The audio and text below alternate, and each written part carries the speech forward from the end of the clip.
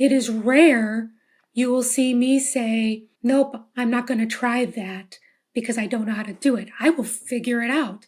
One of the things that I've loved about your journey is that it's not linear and it's not traditional, but you took what you've learned and all those transferable skills and you leveled up and you leveraged that to your advantage. I took that as a challenge, a personal challenge. Like, I'm going to show you all, like, I'm not just this, I'm much more.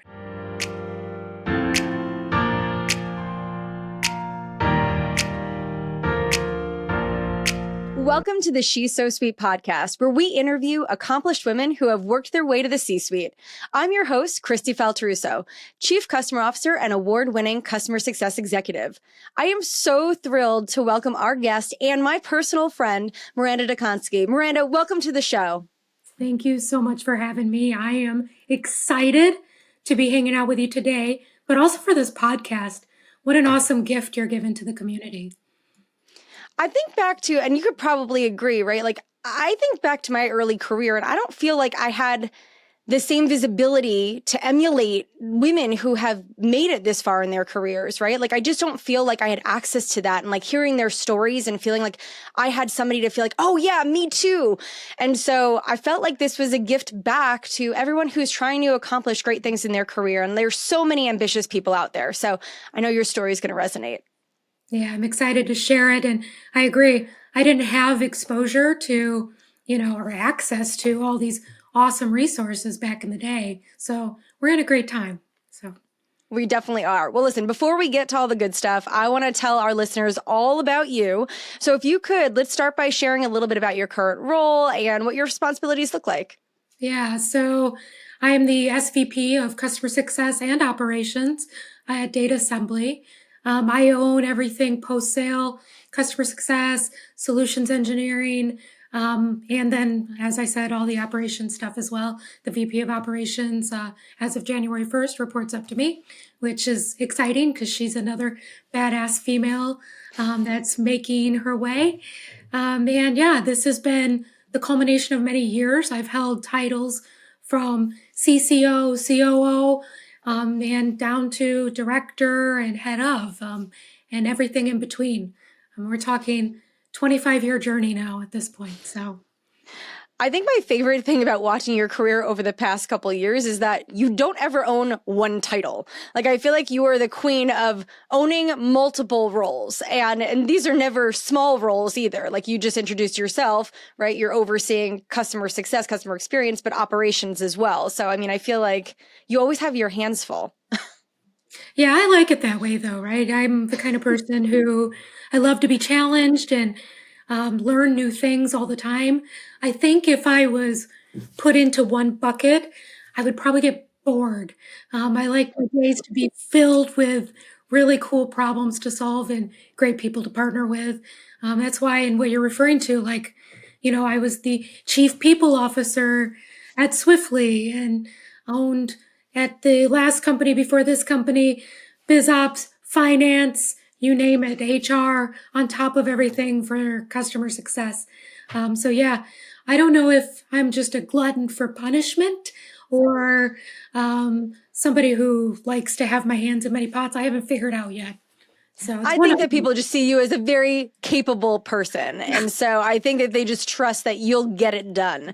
But listen, I want to go back a little bit, right? So I'm confident that when you were a young girl, you didn't dream of becoming a VP of customer success. You didn't dream of becoming a CCO. So what did you want to do, right? When you were a little girl, when you were thinking about your future? Yeah, it's kind of funny. Thinking back, I actually wanted to be a juvenile probation officer. Which okay, is you're going to have to elaborate. It's just a weird thing to aspire to be. So I lived in a very rural area where either you worked in education, the prison system, manufacturing. We had lots of prisons in our area. So, a lot of the folks that I saw were working in these one of these avenues. And I always had this passion of helping people. I grew up in poverty, which and I thought, wouldn't it be great if I could help troubled youth get on the right path? you think I would have been like, I'm going to be a therapist or I'm going to be a school counselor. I'm like, no, juvenile probation. I'm not, Those like, others are too obvious for you, Miranda. Like that's not that you would never go that route. yeah, yeah. So that's, yeah, I thought, you get these people when they're young and they're already heading down a bad path. Maybe I could make a difference. Now, I will tell you, I did talk to a lot of people that worked in juvenile probation, and my mind was quickly changed because they made me aware that you kind of sometimes you can get deflated because you don't have the resources available or the impact that you want to make. Like you can't control the outcomes. And I have a bit of a problem with not being able to control outcomes. So I made a quick decision to pivot and do something different because I want to be doing something that makes an impact, but that I also have a little bit of more control over. So. That makes complete sense. Now, how did you eventually end up in customer success in tech? Like, how did that aspiration kind of lead you to where you are? Just luck. To be quite frank, it wasn't deliberate. So rewind 20 something years ago, I was a young single mom. I was, receiving public assistance, working at a bank, making minimum wage, barely making it. I had a job opportunity that was brought to me to join this very large company where I ended up spending 9 years. They were looking for someone that spoke Spanish and to do account management, manage these accounts in Mexico. And then I went and I interviewed and I got the job. This was in 2001, 2002. I ended up again spending 9 years there, but that was kind of what got my start in the portfolio management world. Well, then, I decided I wanted to get into tech startups, left Michigan, joined a startup here in Silicon Valley area, and now I'm on my ninth startup. So all of those skills that I learned in that very large organization were very transferable and were kind of like the foundation of a career for me, even though I didn't know it at the time, that I was building this amazing foundation that would be incredibly valuable to so many companies that are much smaller, getting started, trying to just figure out how the hell do I do this?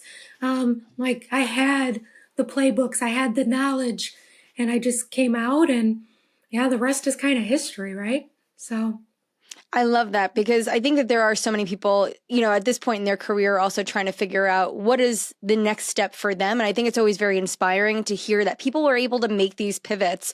And it's one of the things that I've loved about your journey is that it's not linear and it's not traditional, but you took what you've learned and all those transferable skills and you leveled up and you leveraged that to your advantage. And so I know that's only a part of it for you.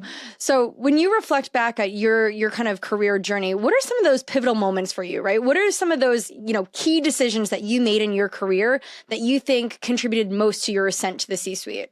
yeah, I mean, first, I remember how scary it was leaving a very, very stable company, very large company with great benefits, packing up my belongings, my son's belongings, driving to California.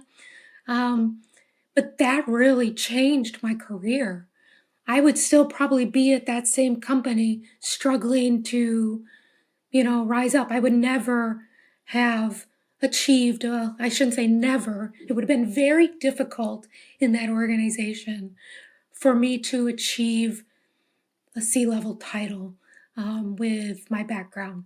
And I knew that. I saw the people at C-level there, and I couldn't see myself in them. They're wonderful, very intelligent humans, but I couldn't see myself in them. So really the taking a risk and going smaller and going somewhere where there needed to be a lot of building and a lot of things created. It changed the trajectory of my career, along with the mindset of it's not created, no problem. I'll create it. I don't know how to do it. No problem. I'll learn how to do it, right? It is rare you will see me say, nope, I'm not going to try that because I don't know how to do it. I will figure it out. And that has been a huge, huge asset to my career and a real pivotal mindset to getting me to where I am. Well, listen, I know that journey is not easy. And, we've shared stories, right? We both have our own pathways to how we got to where we are, and both very unique and not linear, not easy. And so I'd love for you to share a little bit about, kind of what some of those battle scars were, or what are those significant challenges or obstacles you faced? Because I feel like that is a big part of getting to these roles, right? And that level is you have to Yeah. overcome these challenges. So when you think about that, what were some of those big early obstacles that you had to navigate, and how did you overcome those? Yeah. One that really comes to mind, I remember earlier in my career going into a senior leader's office and letting them know that I was interested in a specific role in their department. And in his very professional way, he pretty much told me he didn't think that I would be a good fit for that role. And then, in not directly, but in his own way, told me that I should be very happy that I was in the role I was in. Now, granted, in that moment, I was a single mom. I was putting myself through college. They usually had a requirement that you had to have a bachelor's degree to work there. So I knew that they had made probably an exception for me. I don't know what the conversations ever were behind, closed doors, but I knew and I felt so grateful to be there. So I never challenged that individual. I just walked away with, oh, he's right. I should just shut my mouth pretty much and sit down and be thankful I have this role. But then as I continued and I wanted more and I wanted more and I wanted more, I knew that wasn't right and that wasn't true and I deserved much more. And it was one of the decisions that prompted me to kind of move on um, after spending many years there. And I don't think he even realized that how his words came across. I don't think he meant any harm, but just that moment, like I knew I wasn't going to be able to go much higher in that organization. There was another moment where I was interviewing for a role, internal role, and somebody else was.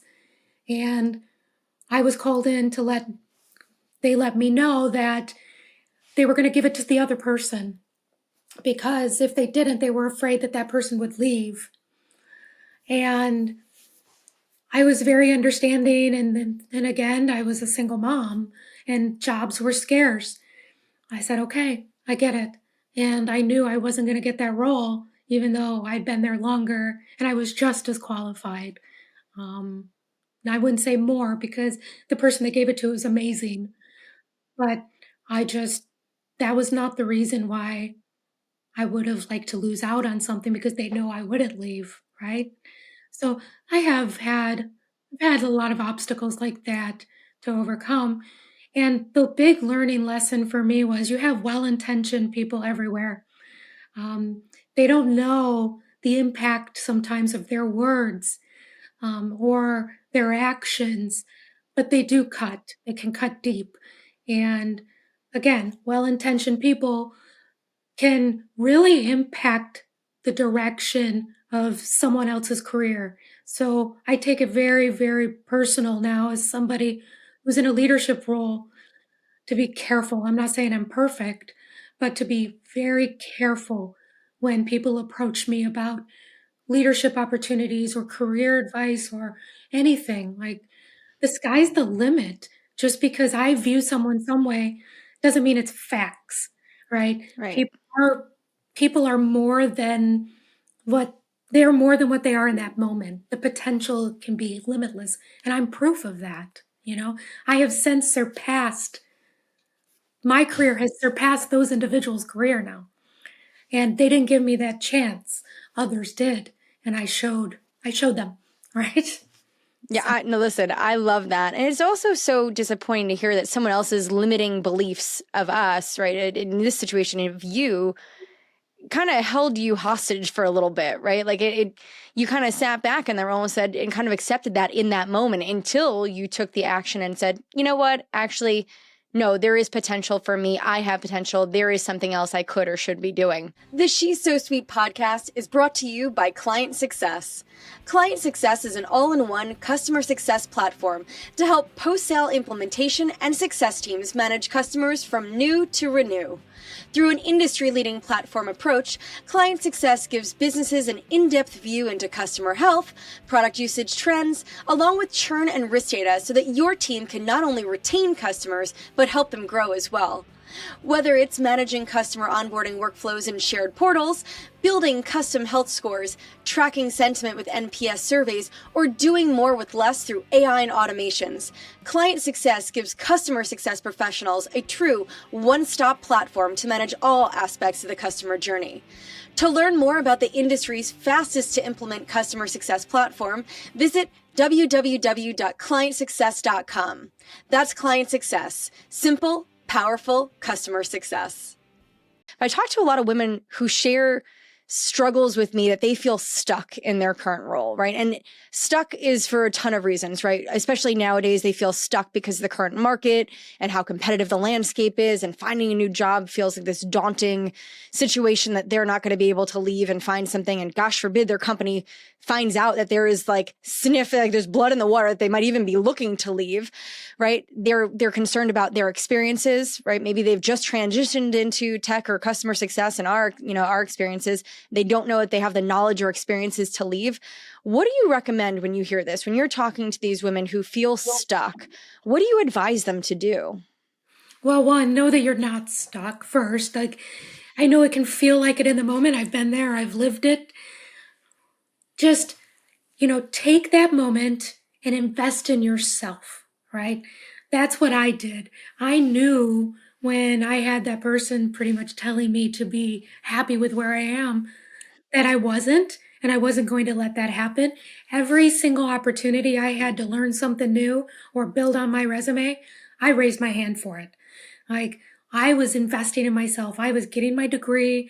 I was learning how to do auditing, learning how to build training programs, learning Six Sigma lean methodologies, right? Like, I took that as a challenge, a personal challenge. Like, I'm going to show you all. Like, I'm not just this, I'm much more, and I will unstuck myself, right? That's the thing. If you wait for someone else to do it for you, it may never happen. You have to take control of it and do it yourself. Another thing is, yes, the market is really crap right now. Let's just call it what it is. Yep. It is flooded with very talented individuals out there, very competitive. Don't let that dissuade you, okay? Stay on top of your game. Get into the interviews. Even if you don't get picked, keep interviewing, keep doing it, because you're building up on yourself and you're building your skill sets. The market won't always be like this. And when it opens up, the employers that are not currently investing in their employees' growth are going to feel it the hardest, because those employees are going to go somewhere else with all the skills that they built and build an empire at a different organization. So, but my biggest advice is don't wait for someone. Take control of it yourself. I think that's spot on. And I love to see that. I do believe that more people are trying to do that. I don't think it's in everyone's comfort zone. So we got to keep encouraging folks to break out and actually just lean into owning their career. But now we've got the other side of this, right? In tech, we know there are a ton of startups. We see companies opening up every single day, all sizes. But when you think about these smaller organizations, which I think are great opportunities for people that do want to get that experience and that exposure, they want to get an early start, they want to wear all the hats to learn as much as they can. But then you take on this role and you feel like you could be stuck because the organization isn't maturing as you feel like you are. And so maybe there doesn't feel like there is a leadership spot that's open, or maybe that, you're not hiring and growing, especially in this market. What do you say to those people who feel like, what, as an organization, I want to be here, they're investing in me, but I don't feel like I have the upward trajectory that I'd like to see for myself personally in this organization? How can someone in that type of an environment or that role, how can they continue to grow? when I see this and I have these conversations with individuals, one of the first things I ask is, have you made your desires known? And you would be surprised how many times the individual on the other side of the Zoom call is like, no, I'm afraid to, or I don't know who I would have that conversation with, or, I'm worried because I want my boss's job. I'm worried that there's going to be, you know what I'm saying? Like that's usually Yep. the response. But I get it too, because of where the economy is. People have this fear. You have to advocate for yourself. You have to make your desires known. That's thing one. Even if you're not even if you don't feel comfortable saying, Kristi, I want to be the CCO, let them know I want to follow your path. Like, you're amazing. I aspire to have a very similar career as you. Can you guide me and talk me through what are the skills I need to be working on to, help me move in that path? I think that's thing one. Thing two, especially in smaller companies, look around. What's not being done? Where are there holes? Where are there gaps? What are the needs? Start filling it. Start filling those holes and gaps and needs and make sure you're sharing that with leadership. Like, hey, I wrote this standard operating procedure because I noticed every CSM is doing these things 5 different ways. What do you think? Do you think this would be helpful, right? To get us all on the same page? Or me, HR, right? Hey, we don't have hiring best practices, interview guidelines. Every candidate that comes through, I've heard they're not getting follow up. Let's create a process for candidate flow. Like all of these things and how I have, spun my career to have, I wouldn't call myself a generalist because I still specialize in some areas, but I can dabble in many more than I specialize in because of that mindset where I see the holes and I make time, whether it's in my personal time, which is a big ask, or, blocking off time on my calendar to focus on those types of things. That has helped me pave my path in startups. It's easy to do. It's easy to do. You just have to be hungry and you have to want it. And yes, sometimes you have to put in a little bit of your personal time to do it. But that's the investment you have to make sometimes to get that career growth, that title change, or move up. All right. Well, that's a perfect segue to my next question here. So we talked about balance, right? You said sometimes you have to invest your personal time. And I believe that. Listen, I think the first 10 years or so of my career in tech, I worked all kinds of crazy hours because I also knew that if I put the time in now, I'll be able to create the balance later. And I wanted to learn, I wanted to gain those experiences, but it's hard to create that balance. So when you think about this, balancing the demands of any executive level position with your work and your personal life, it's super challenging. How do you navigate that work-life balance? And are there any strategies or habits that you have put in place or that you've proven particularly effective for you? Yeah, so I am probably a bad example of work life balance, but I do believe as a leader, it's my responsibility to lead by example. There are things I do, like I do put myself on do not disturb on Slack. I make sure that when I'm able, I go out and I'll go hiking in places where there is no cell phone service or no Wi-Fi. I orchestrate opportunities for myself to be shut off. The other thing I do, I live and breathe by my calendar. So I make sure my calendar, I block times to be able to get outside, have lunch, say hi to my husband who's up the hallway and see how he's doing. And I try really hard to never let people book over it. But I will say the whole work-life balance thing, it's tough. It's really tough for women in leadership. It's really tough for anyone in leadership or any executive. You have to figure out what's right for you and make that work. I have been on a leadership team with mothers, right? And you're a mother, and you probably as well. Like I've seen my son's older now, but when he was younger, I would block out my calendar between 5 to 8. And I'm like, I'm sorry, I can't take any meetings between 5 to 8 because that's dinner time. That's, cross country track time. It's time with my son. Right. If you need me urgently, you can text me And, I'll pick up if I can, but that's my sacred time with my family, right? Everybody has to find what works for them. So, And I think it's important, as you said, like creating those boundaries and communicating those boundaries out to folks, because I think even well-intentioned people who do the calendar blocks, right, or they feel like they're doing their part, but they're not really communicating or articulating to folks when kind of their on and off hours are. I think that's one of the things that I've seen a lot of great leaders do is when they come into an organization or they have a new team, they're really clear in articulating kind of like their start and stops or their non-negotiables. And I think that is important. I think to your point about leading by example, it helps encourage your team to do the same thing. And that doesn't mean I'm never available outside of the hours, right? But I'm going to prioritize these things accordingly. And so unless it's urgent or something that's a priority, you can expect that I'm going to be offline, from 5 to 8 or whatever that may be. yeah, I think this remote work has made it easier and harder at the same time.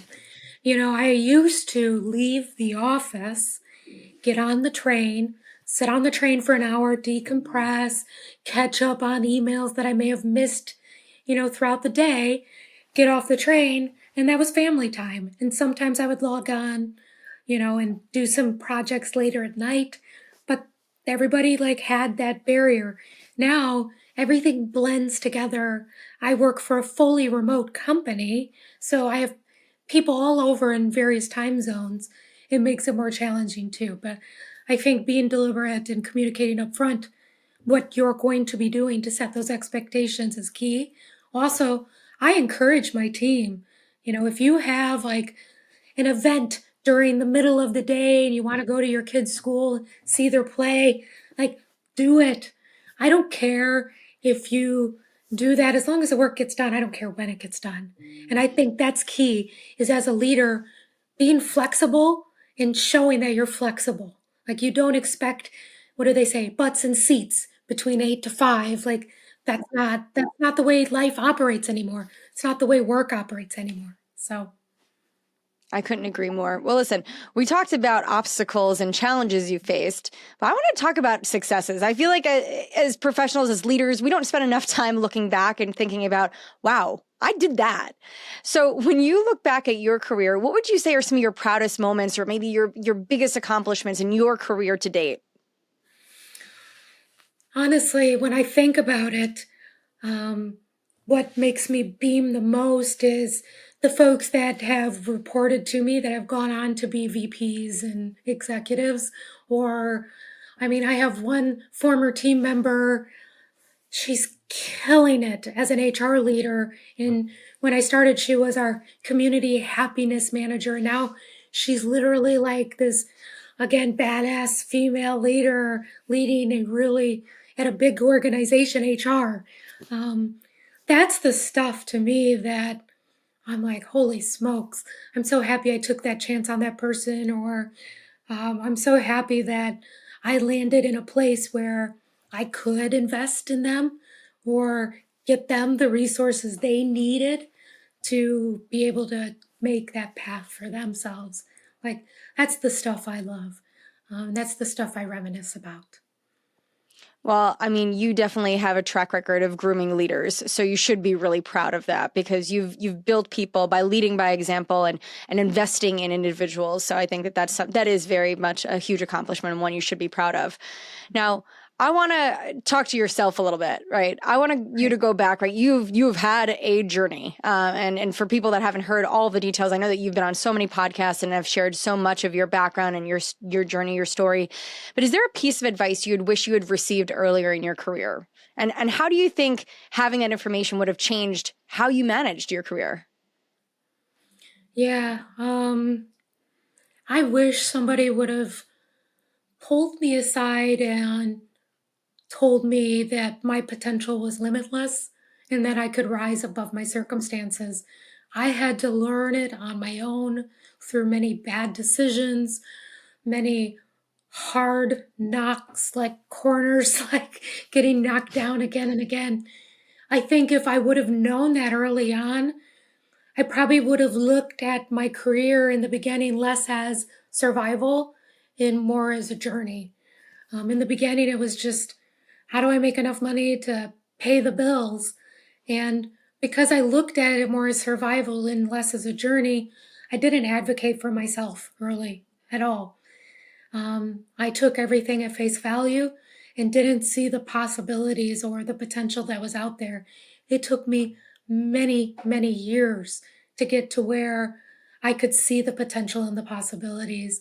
And yeah, really learn how to advocate for myself to be able to move in the direction I wanted my career to go.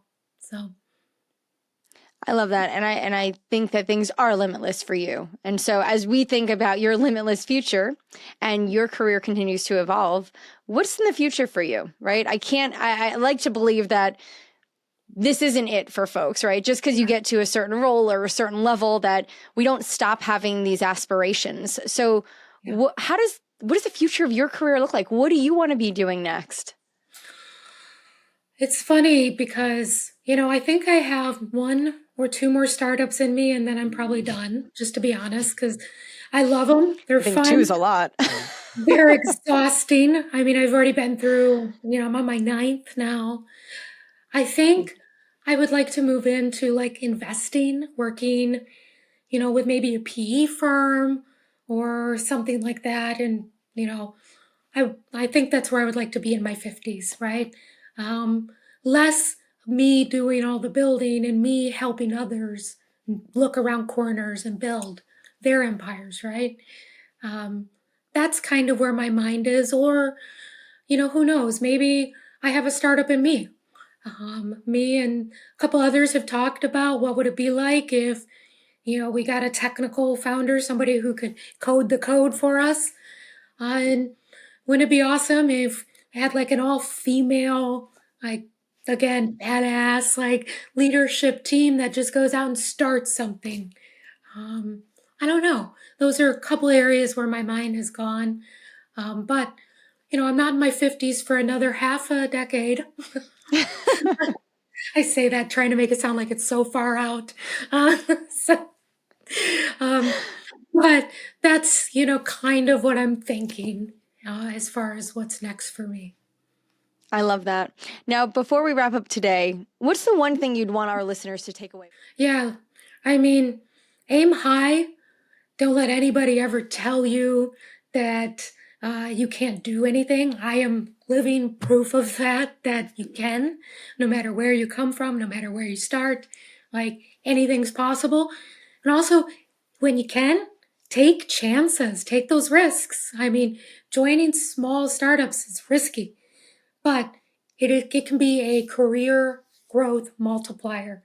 So definitely take those calculated risks often as you can, because that's where the growth will happen. I love that, Maranda. Thank you so much for your time today. To folks listening, if you've enjoyed this episode, please follow us on Spotify and Apple Podcasts. Please subscribe on YouTube and connect with me on LinkedIn. Thanks again, and we'll see you soon. Hi, guys. I want to share a bit about an organization that I support called Wednesday Women. They're on a mission to increase the visibility of executive women leaders that you should know, learn from, and be inspired by. On LinkedIn, they share the profile of two amazing women each week, on Wednesdays, of course. And now just imagine if we all followed, amplified, and nominated the women that we want to see more of. Their initiative provides examples of women CEOs, founders, sales executives, technical leaders, and so many more. By supporting Wednesday Women, you'll see more of these professionals in your social feeds, of course, but also on stages, podcasts, and panels. If you're interested in learning more and supporting their initiative, head over to www.wednesdaywomen.org or follow them on LinkedIn.